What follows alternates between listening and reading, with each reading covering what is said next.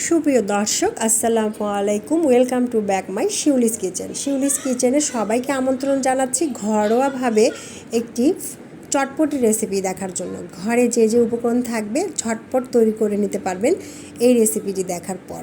কোনো ঝামেলাই থাকবে না চটপটি বানাতে, বাইরের কোনো মশলার প্রয়োজনও পড়বে না। তো প্রথমেই চটপটির ডালগুলোকে আমি 1 থেকে 1.5 ঘন্টা আগে ভিজিয়ে রেখেছিলাম।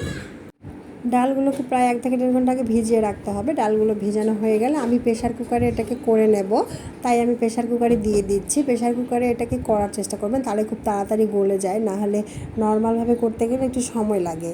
তো প্রেশার কুকারে যেহেতু করব, তাই আমি প্রেশার কুকারে এটাকে অ্যাড করে দিয়েছি। এর মধ্যে এখন আমি অ্যাড করে দেব,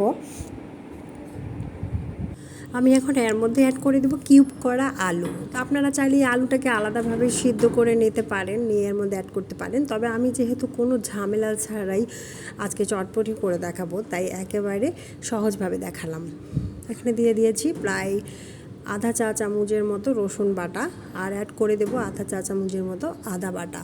তবে হ্যাঁ, রসুন আর আদা বাটার পরিমাণটা কিন্তু কমই দেওয়ার চেষ্টা করবেন, নাহলে এর মধ্যে একটা গন্ধ আসবে, খেতে ভালো লাগবে না। তারপর আমি এখানে অ্যাড করে দেব গুঁড়া মশলা। এই গুঁড়া মশলাটা আমি নিজেই তৈরি করেছি। জিরা, পাঁচফোড়ন আর ধনিয়া হালকাভাবে ভেজে এটাকে শিলপাটায় গুঁড়া করে নিয়েছি। আবারও বললাম, জিরা, পাঁচফোড়ন আর ধনিয়া বেটে গুঁড়া করে অ্যাড করে দিলাম। এটা কিন্তু কোনো কিনা গুঁড়া মশলা না।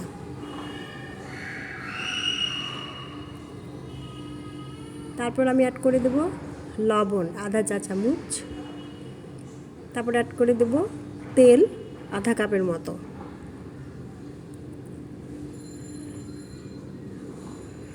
তারপর আমি এখানে অ্যাড করে দেব পরিমাণ মতো লবণ আমি দিয়ে দিয়েছি। দিয়ে দেব প্রায় 2 কাপ, এই মগ দিয়ে 2 মগ পানি। জাস্ট এটাকে আমি 3টা সিটি দেব প্রেশার কুকারে, আর কিছুই করব না। এটা ঝামেলা শেষ, এখন এটা সিটির পালা। 3টা সিটি দিয়ে আমি এটাকে চুলা থেকে নামিয়ে দেব। জাস্ট হয়ে গেল আমার কোনো ঝামেলা ছাড়াই চটপটি। তো এই পর্বে আপনাদের কাছে আমার একটাই অনুরোধ, যদি রেসিপিটি ভালো লাগে অবশ্যই ইউটিউব চ্যানেল থেকে যারা দেখছেন তারা আমাকে একটা সাবস্ক্রাইব করে পাশে থাকবেন। আমি নতুন, আপনাদের সাপোর্ট ছাড়া আমার কিছু করা সম্ভব না, তাই আমাকে একটু অনুপ্রেরণা দিবেন, সাহস জগাবেন আর কমেন্ট বক্সে জানাবেন। এখানে একটা তেঁতুলের টক তৈরি করে নেব। তেঁতুলটাকে আমি ভিজিয়ে রেখে পানিটাকে ঝারিয়ে নিয়েছি। তারপর আমি চিনি, বিট লবণ আর শুকনা মরিচের গুঁড়া দিয়ে দিচ্ছি। তেঁতুলের টকটা রেডি হয়ে গেল, টক মিষ্টি ঝাল। এখন জাস্ট সাপের পালা। এক এক করে শসা, ধনিয়া পাতা, কাঁচা মরিচ, পেঁয়াজ সবগুলো উপকরণকে আমি অ্যাড করে দেব। শেষে ডিম অ্যাড করে দেব। তবে আপনারা চাইলে এখানে পাঁপড় বা ফুচকাটাও অ্যাড করতে পারেন। আমার ঘরে ছিল না, আমি স্কিপ করে গেছি, টক অ্যাড করে দিলাম। তো রেসিপিটি যদি ভালো লেগে থাকে অবশ্যই চ্যানেলটি সাবস্ক্রাইব করবেন, লাইক কমেন্ট শেয়ার দিয়ে পাশে থাকবেন।